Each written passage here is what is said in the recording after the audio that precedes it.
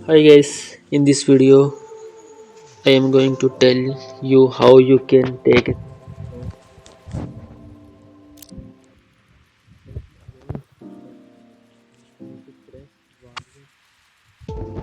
down plus power key simultaneously. That at the same time you have to and click on long screenshot. You have to scroll this screen and again press volume down plus power key, and again you have to scroll and volume down plus power key.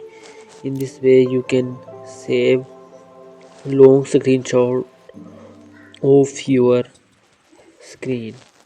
This method is so easy. You can easily use this method and save your long screenshot wallpaper. Okay, like, share my video, also subscribe my channel please. Thanks for watching. Support me for more videos. Thanks for watching. Okay, goodbye. Meet to next video.